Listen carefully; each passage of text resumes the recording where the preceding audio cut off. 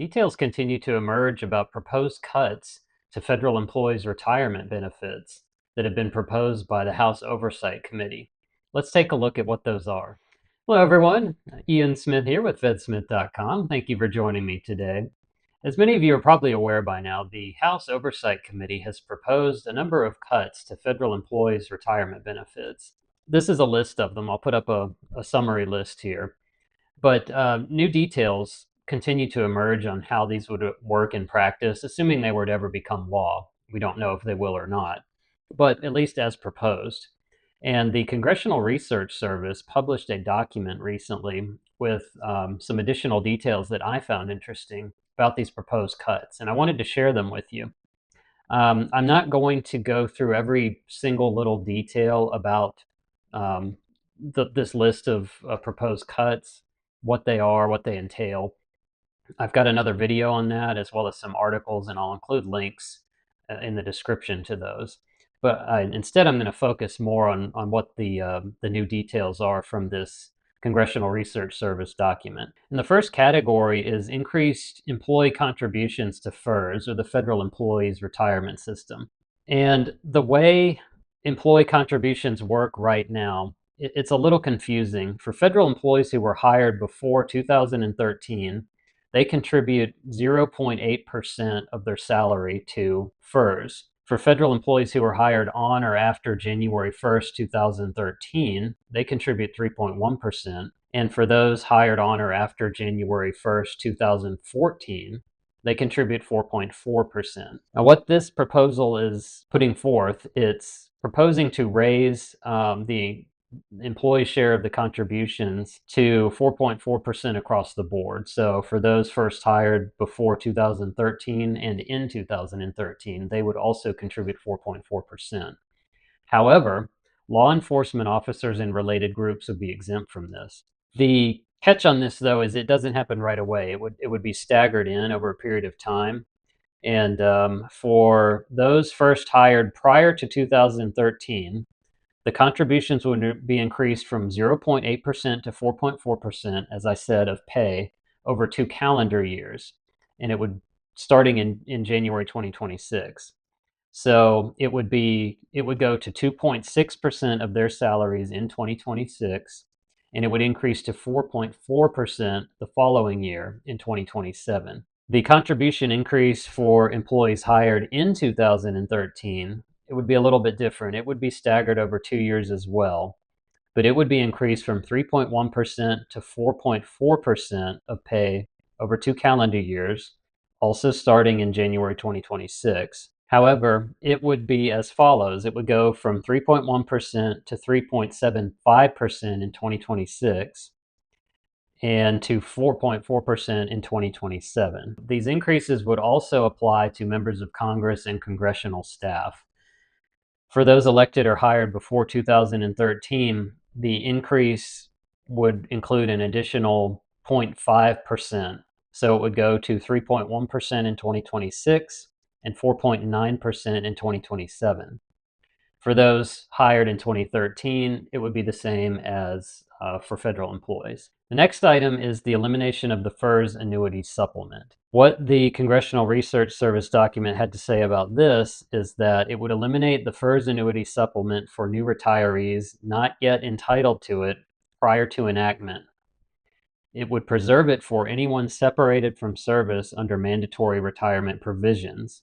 For instance, generally age 57 for law enforcement officers and age 56 for air traffic controllers. The next up is the switch from the high 3 to the high 5. The key thing to note here is that it would take effect for new federal retirees starting in January 2027. The next item is the option for new hires to elect at-will employment. What this would do is it would increase the FERS contribution rate by 5% to a total of 9.4% of pay, or 9.9% for groups covered by enhanced retirement benefits, unless they elect at-will employment. This decision would be irrevocable, and employees in this situation could be subject to adverse actions, including removal without notice or the right to appeal. The heads of employing agencies could act, quote, for good cause, bad cause or no cause at all, unquote.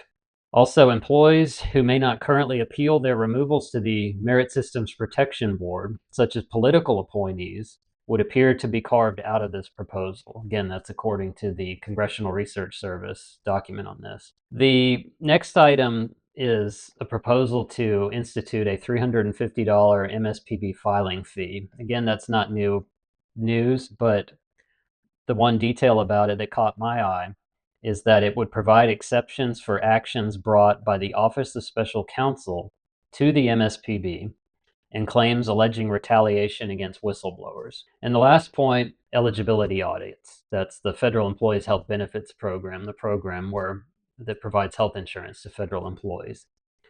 This proposal would require the Office of Personnel Management to establish processes to verify family member eligibility when an enrollee adds an individual to the FEHB for coverage. But it would require OPM to do a few things. It would require verifying the accuracy of a qualifying life event when an enrollee adds a family member for coverage. It would remove ineligible family members enrolled in FEHB, OPM would be required to remove ineligible family members enrolled in FEHB and notify the OPM Inspector General of such disenrollment.